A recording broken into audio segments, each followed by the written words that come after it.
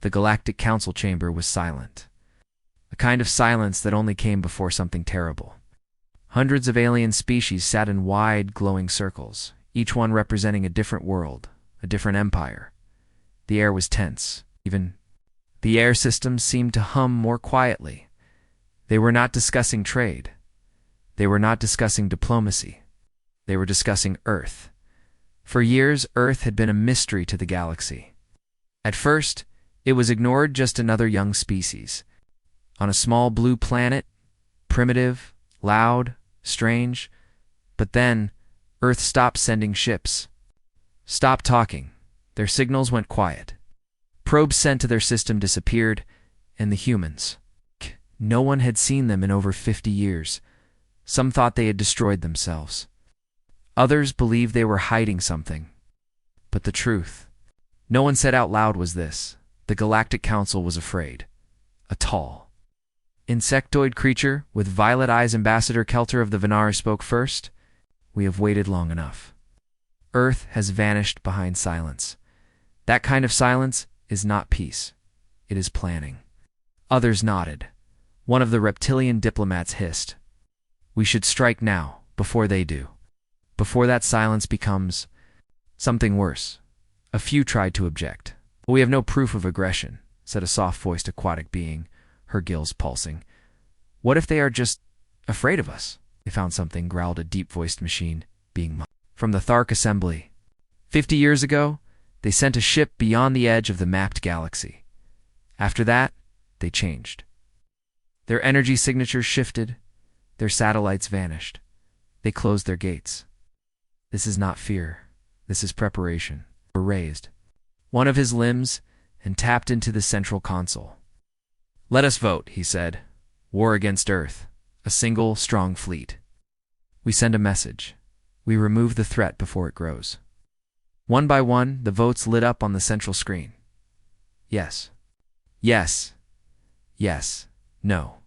Yes. Yes. Abstain. Yes. The screen glowed red. The vote had passed. The galaxy had chosen war. As the chamber emptied, a small insect-like messenger ran to Kelter. "The human signal we intercepted last cycle," it said. It repeated again. Kelter turned. "Oh. The one we couldn't translate?" The messenger nodded. "We ran it through the deep archives. We found a match. It's an old Earth phrase, ancient, from one of their wars." Kelter narrowed his eyes. "Speak." The messenger hesitated, then said, "It means, let them come, far away, across the stars, on a planet wrapped in clouds and oceans." Earth was quiet, but not asleep, deep underground. In a hidden control room beneath Antarctica, a woman in a gray uniform watched old satellites come back online. Their signals were silent, but she knew what it meant. A man beside her spoke. "They voted?" She nodded. "Yes, war." He didn't smile. He didn't blink. He simply said, "Good, we're ready." All across Earth, something old and hidden began to wake up. Machines locked away for decades hummed to life. Silent factories started producing again. In orbit, satellites long thought dead began to move. They weren't civilian. They were military. They were fast. In a mountain bunker, a group of pilots stepped out of cryosleep. Their uniforms were marked with strange symbols, not of Earth today, but of something older, something secret. One pilot, a woman named Mara, cracked her neck and stared at a hologram of the galaxy. "How long?" she asked. 53 years, an AI responded. "Too long," she muttered. "I was hoping they'd come sooner." In space, a black ship drifted near Pluto. It was invisible to every alien sensor. Its name was carved in old Earth language, Noctis. Its engines had not been used in half a century. But now, they began to glow. The commander of the ship received the signal. "Activate Defense Protocol Code." "Winter Storm." He stood tall and gave the order. "All stations, Earth is at war. Wake the fleet." The ship's lights turned red. Thousands of similar ships, hidden in the dark, began to light up. Earth's silence had not been fear, it had been patience. 50 years ago, humans saw what was coming. They knew the council would grow afraid. They knew peace would not last. So they had built in secret, trained in silence, waited in the shadows. Now, the wait was over, and the galaxy, which had just chosen war, was about to learn that Earth had been waiting for this moment all along. The war had begun, but Earth did not send a warning. No speeches, no panic, no fleets rushing to defend. Instead, Earth stayed quiet, too quiet, far beyond the orbit of Neptune, in the cold dark where no light reached. A shape moved. It had no signals, no heat, no engine trail. Alien sensors could not detect it. Even the best scanners of the Galactic Council picked up nothing. But the ship was there. A black triangle of metal and silence. Drifting just above Pluto's shadow, its name was Noctis, and it was the first ghost to wake. Inside, red lights began to flicker to life. Crew pods hissed open. Old steam Filled the narrow hallways. And one by one, old Earth soldiers stepped into the light. Commander Rafe, tall, grayed, and quiet, blinked slowly as his body adjusted to real time. "How long were we sleeping?" he asked. 53 years, the AI answered. Rafe nodded. "Once, then it's time." He walked into the bridge, where systems were coming online. Silent engines began to hum.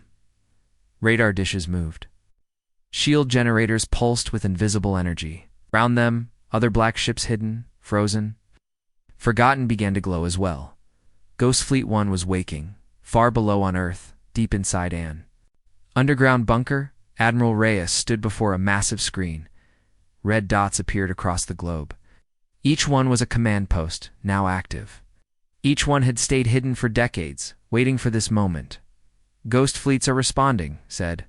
"Her aid," Noctis confirmed. Umbra, Wraith, and Eclipse on standby. She stared at the screen, her voice steady. "Send the signal." With a single command, the oceans moved. Under the Pacific, something ancient rose from the deep. A black submarine.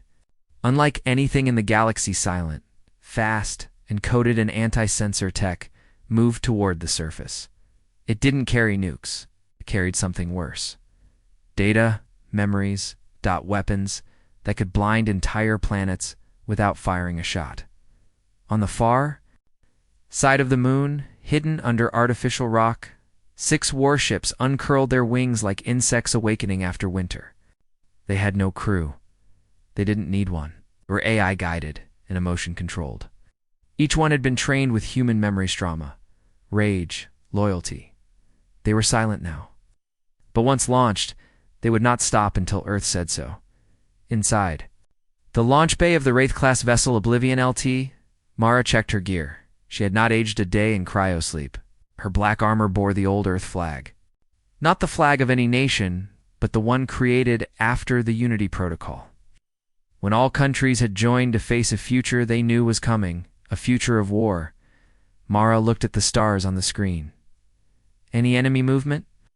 "Council ships have reached Jupiter," the AI replied. "They're scanning the moons. They haven't seen us yet." "Let them get closer," she said. "Want them confident." She paused, then smiled coldly. "Then we'll rip that confidence out of their bones." Across the system, alien fleets floated forward. Thousands of ships, massive carriers, shimmering cruisers, scout drones in swarms. They sent messages into the void. "Surrender, submit. We will not destroy Earth if you obey." No answer came, so they moved closer. On Ganymede, Council soldiers stepped onto the ice. They found nothing. No humans. No structures. Just cold silence. Then, one of their scanners picked up a shape underground. It was big, and it was waking up. Before the soldier could speak, the ice cracked. A wave of white light blasted from below, disabling every alien scanner. Their helmets sparked. Their rifles shut down. Their coms went black. Then came the sound low, rising, vibrating through bone. It wasn't a weapon. It was music. An old Earth song, distorted and slow, echoing through the ice. And just under the surface, a human. Drone army stood still, watching. A council captain screamed, "Retreat. They're here. They've been here." Back in space, a small Earth shuttle drifted into view. It broadcast a single message to the enemy fleet. The voice was calm. "You stepped into our system uninvited. You threatened our home. Now you will see what Earth has been building in silence." The stars behind the alien fleet began to vanish. One by one, not because they were going out, but because ships were decloaking. Hundreds, then thousands. Each one black, each one old, and each one already locked on target. The fleet of Earthlong. Thought gone. Long thought, Mytha had returned, and they weren't just prepared. They had been waiting. For this moment, for this war, and for the galaxies. Mistake. The alien fleet reached Earth's orbit. They expected resistance. They expected panic, maybe even a last desperate message from the humans. But they got nothing. Not even static. Council Admiral Jurek stood on the bridge of the massive warship Sundiver. His crew scanned the planet again and again. Still, there were no signs of large military movement, no fleet rising to fight, no planetary shields, just clouds, water, cities that looked empty. "This is wrong," his second-in-command whispered. "Where are the humans?" "They're hiding," Admiral Jurek said. "Let them. Their silence is weakness." But he didn't believe his own words. Something felt off. The Council fleet had sent over 8,000 ships to Earth, from dozens of species. From every corner of the galaxy. Firepower, and experience. But deep inside, many of the captains were afraid. Humans had gone quiet for 50 years. No attacks, no contact, just vanished from galactic life. The last probe the Council sent to Earth never came back. No explosion, no signal. It just disappeared. And now, as the fleet surrounded Earth, they began to wonder, what if Earth had done more than hide? What if they had been building something? Just then, a ship at the edge of the fleet vanished from sensors. No explosion, no debris. It was just gone. Admiral Jurek stared at the screen. Was that a malfunction? "No, sir," the technician replied. "It disappeared. No trace. 1 second it was there. Next second, nothing. Another ship vanished. Then a third. The fleet's formation. Shifted panic spread. We're being attacked," one captain shouted through the command net. "By what?" another replied. "We don't see anything." Then one of the Council's best scanners picked up something behind them. A signal. Just a whisper. A voice, it said. "Ch, ch, sh, ch." Suddenly, dozens of human ships decloaked right behind the fleet. Sleek, black, covered in strange patterns that shifted like liquid. Weapons, fully charged. Locked on target. The Council tried to fire, but their systems. Look, their missiles wouldn't launch, their turrets refused to turn, and in that terrifying moment, they realized the truth. Humanity hadn't just built ships, they had built control. They had hacked the Council fleet before they'd even arrived.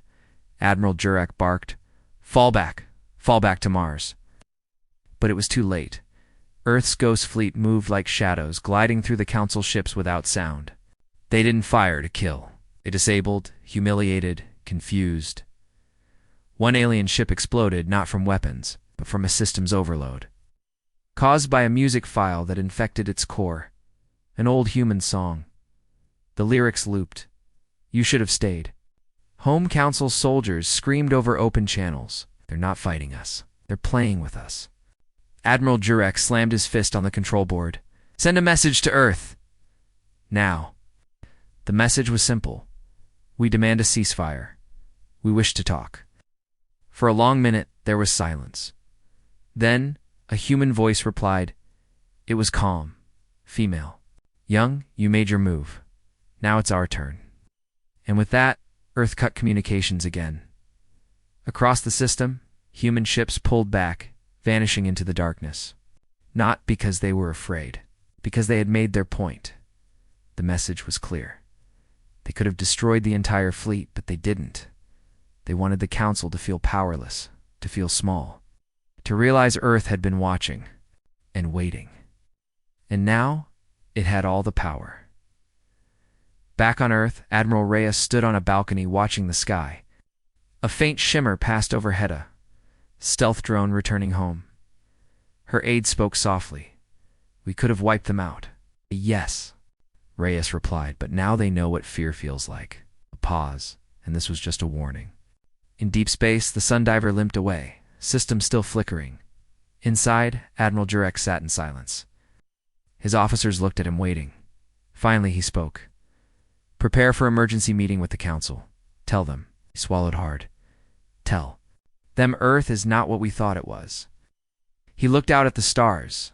They are not weak. They are not primitive. He remembered the voice that said checkmate. He remembered how it felt to lose without a single shot fired. "They are something else entirely," he whispered. "And we may have made the greatest mistake in galactic history." The stars were no longer safe. Council ships were lost in routes they had traveled for centuries. Navigation systems failed. Coordinates led to nowhere. Some vessels jumped into dead space, never returned. Across the galaxy, panic was spreading. At first, the Council thought it was random, a system glitch, a software bug. But when an entire fleet disappeared while traveling through a major trade lane, they knew something was wrong, very wrong. They tried to investigate, but every time a scout was sent, it vanished. Then came the strange signals, not language, not sound, just data. Confusing encrypted patterns that played in loops. They arrived from old beacons that hadn't existed a day before, signals that were too advanced to trace. A research ship picked up one of the patterns and tried to decode it. The computers burned out. Their last recorded message was only 2 words. "They're inside." In a secret chamber on the Council's homeworld, the oldest minds gathered. Ancient species who had seen the rise and fall of empires. They looked at the growing map of dead zones, places, now unreachable. It's unsafe, unstable. Earth built something. One elder whispered, "A network." Another, older still, said, "Not just a network, a weapon." They were wrong. It was not a weapon, it was a trap, and it had been there all along. 50 years ago, Earth had sent ships into deep space. Not warships, not scouts, engineers, scientists, builders. They didn't ask for help. They didn't follow Council rules. They simply disappeared into the stars. Now, their work was showing itself. They had built tunnels, hidden wormholes, invisible. Gates, artificial shortcuts through space. But only Earth knew the paths. Only Earth could navigate the routes. The Council called it a ghost grid. But to Earth it was simply called the web. And now the galaxy was caught in it.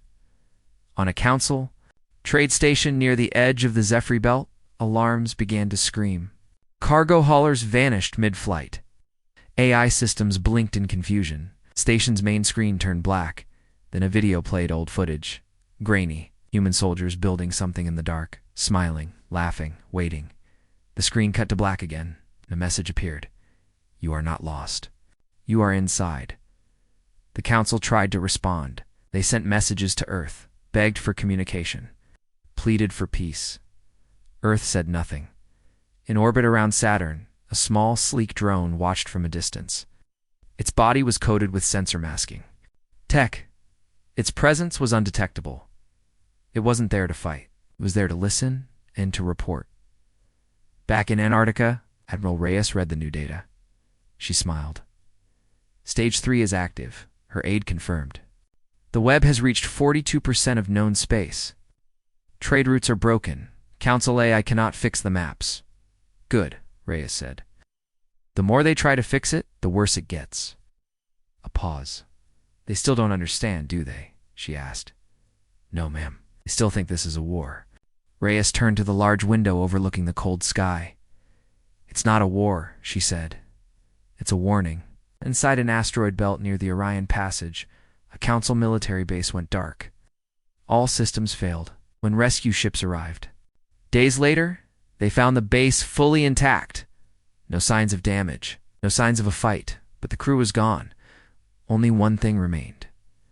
A human chessboard, one piece, sat alone in the center. The Queen, and carved into the metal next to it.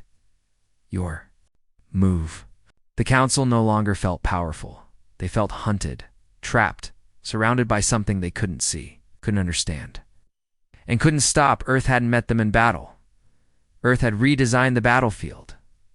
A battlefield with no borders, no lines, and no escape. And somewhere in the shadows of space, humanity watched it all unfold. Silent, smiling, waiting for the moment when the Council would realize they had never been in control. The Council homeworld had never been touched by war. It was a place of power, of diplomacy, of peacekeepers. Grand towers reached into the clouds, streets floated above glowing rivers. Delegates from hundreds of species met in marble halls under massive domes. It was a planet made to feel untouchable, but all of that changed. In a single night, it started with a sound, just a low vibration, barely noticeable. Some thought it was an engine passing. Others thought it was a small quake. Then, a monument collapsed. It stood at the center of the capital, a tall golden statue that represented the Council's greatest victory over an old enemy. It had stood for over 1,000 years. It didn't explode. It didn't fall from damage. It cracked and crumbled. From the inside, security rushed to the scene. Experts scanned for sabotage. There was none. No sign of bombs, no structural failure, no tampering, just a single device left inside. The broken stone base. A black cube, small, silent, emitting a soft hum. They tried to touch it, but it melted the glove. The cube activated. It projected a hologram flickering, distorted but clearly human. The message was short. A woman's voice, calm, confident. "We're here." Then it disappeared. All systems within a 10-mile radius shut down. No power, no communications, no cameras. The Council called it a signal strike. But that was only the beginning. Within the hour, every screen across the planet went black. Then one by one images appeared. Old footage, human cities, factories, ships being built underground, soldiers training in bunkers, children learning. Strategy. AI systems monitoring the galaxy, fleets launching in silence. Then, music began to play. Soft, slow. Earth music. No one knew the song, but the melody sank into the skin. It was haunting. Like a memory you didn't know you had. The message repeated, "We're here." Above the planet, defense satellites picked up strange movement. Nothing visible, but shadows passed through orbit shapes that didn't match any known vessel. Suddenly, all long-range sensors failed. The Council was blind and afraid. In the war, Chamber Council leaders screamed at their generals, "Find the humans, trace the signals, shut it down." But no one could, because Earth wasn't attacking the body. Earth was attacking the mind. On a busy market street, a hologram flickered to life. A human soldier appeared wearing armor no one had seen before. She said nothing. She just stared, then vanished in a children's school. Every textbook turned to the same page, a blank sheet with one line written across it, "You chose this." People began to panic. Flights grounded, communications jammed, ships refused to launch. Emergency systems activated, but no one knew what they were protecting against. The attack was invisible, silent, psychological, and it was everywhere. Inside the Great Council Tower, Ambassador Kelter stood frozen. He had voted for war, pushed for it, and now his hands were shaking. "What do they want?" he whispered. No one answered, because no one knew. That night, a strange cloud formed above the capital. It wasn't rain. It wasn't dust. It was a projection. Massive. A map of the galaxy. Every major council system was marked. In red then, blinking slowly, one by one. Those red lights began to disappear, not with explosions, with silence, as if Earth was wiping them. Away like chalk from a board at that moment, a message was transmitted to every leader on the planet. Direct, uncoded, clear. A team in voice. We are not here to destroy. We are here to show you what fear feels like. You thought silence meant weakness. Now you understand. The message paused, then added one final sentence. This was only the shadow of our reach. And just like that, everything returned to normal. Screens turned back on. Ships resumed. Movement power came back. It was like nothing had happened, but it had. And everyone knew it. The Council wasn't defeated. In battle, they were defeated in their minds.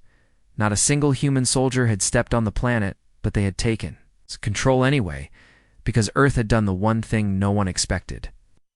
They made the galaxy feel small. The prison cell was cold and silent, built deep inside the Council's military fortress on the planet Atheron. It had never held a human before. But now, behind the blue energy wall, I sat calmly on the metal bench. Her name was Lieutenant Kara Voss. She wore a black uniform with no rank. No insignia, just a single white line across the chest. Her hands were chained, but her eyes showed. No fear, Council. General Varn stepped into the room. He was a massive, armored being with green skin and glowing red eyes. Beside him stood 2 guards and a translator drone. The general had fought dozens of wars, conquered entire systems. But as he looked at the woman behind the energy wall, he felt unsure. Still, he spoke. "You are a prisoner of the Galactic Council. You will answer our questions." Kara looked at him, calm and relaxed. "Ask." The translator repeated her word in 30 languages.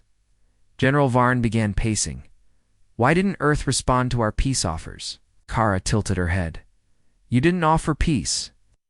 You offered surrender." "We offered survival," Varn said. "We gave your leaders the chance to submit peacefully." Kara leaned forward. Her voice remained steady. "That's not peace. That's fear wearing a mask." The general slammed his fist against the wall, making the energy field ripple. "Why do this? Why attack our minds? Why humiliate us instead of fighting honorably?" Kara smiled slightly. "Because you never planned to fight honorably either." The room fell quiet. Varen narrowed his eyes. "What is Earth's goal? Do you seek control? Do you want revenge?" Kara looked directly at him. "We want you to remember." Varn blinked. "Remember what?" Kara stood slowly. The chains rattled. 50 years ago, she said, Earth sent explorers beyond the edge of the galaxy. They discovered something ancient, something dangerous." She paused. "When Earth warned the Council, you ignored us." Varn frowned. "We have no record." "You erased the records," she interrupted. "Because you thought humans were just another small species. You thought we were bluffing. You laughed." Now her voice grew colder. "You left us alone with something even your oldest empires feared. You forced us to deal with it. Survived. And when we returned," she stepped closer to the barrier, "we realized the galaxy hadn't changed. It was still arrogant, still blind, still dangerous." General Vaughn felt a chill down his spine. "What did you find?" he asked. Kara didn't answer. Instead, she whispered, "Ask your historians why Earth was removed from the Ancient Threat Index." He stared at her. That index was secret, top level only. Few even knew it existed. "How do you know about that?" he asked. Kara smiled. "We built the system that updates it." General Varn stepped back. The human woman continued, her voice soft now. "You want to know why we didn't offer peace? 'Cause we tried. You refused it.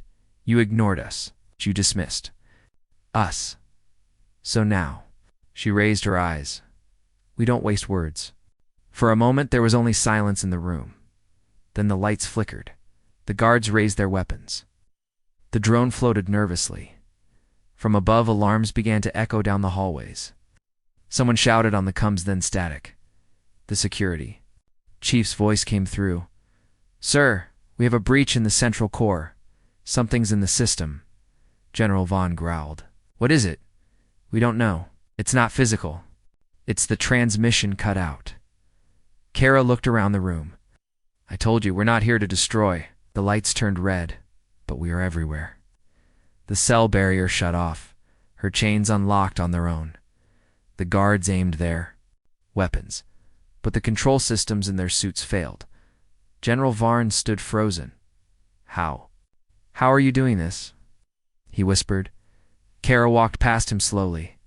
No human has touched your systems. No one invaded your base. She turned her head just slightly.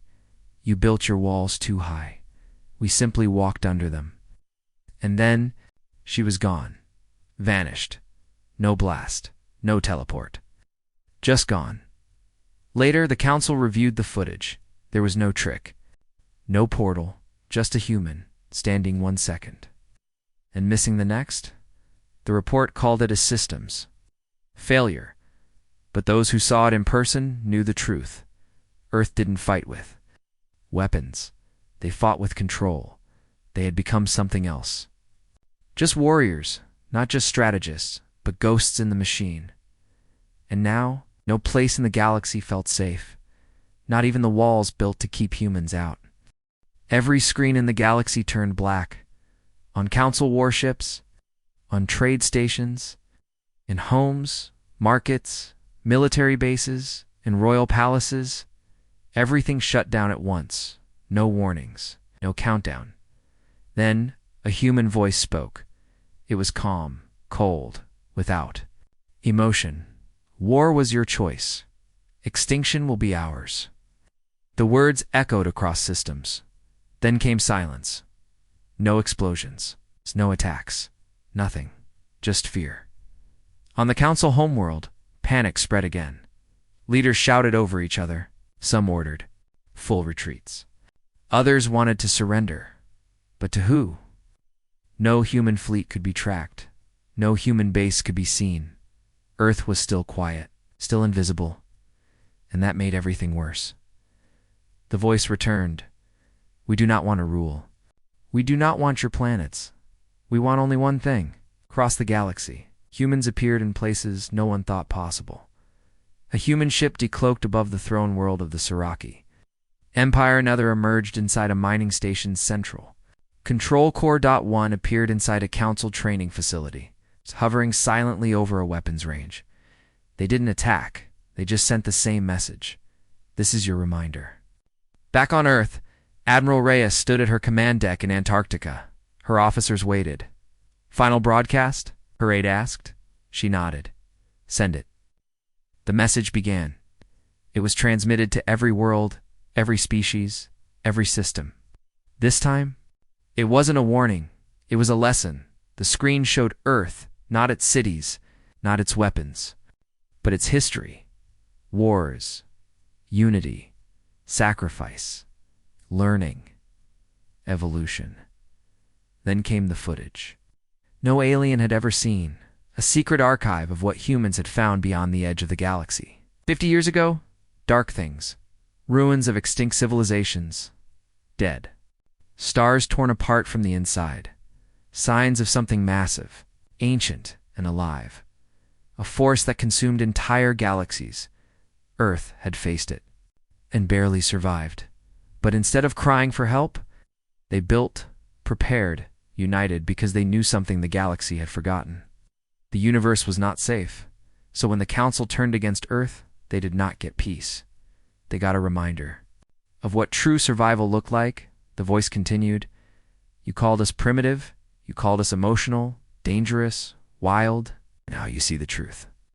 On the Council homeworld, General Varn fell to his knees.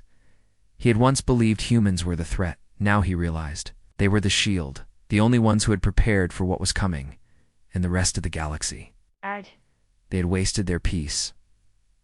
The voice ended with one final message. We do not need your approval. We do not want your alliances. We'll guard the dark alone because someone must. The screens went black again, then everything returned to normal. Ships moved, lights came back, markets reopened, but nothing felt normal anymore. A week later, Council voted again. Not for war, not for surrender, but for silence. They removed all sanctions against Earth. They opened old communication lines, hoping, just maybe, that humanity would respond, but Earth said nothing. Not out of pride, not out of anger, but because they had already moved on, out beyond the stars, past the edges of known space. Humanity was building again, preparing for what they had seen, and behind them, They left a galaxy full of species who finally understood. Earth had never been the enemy. They had only been waiting for the day. Someone pushed too far, and now that day had come and passed, and no one would ever forget it.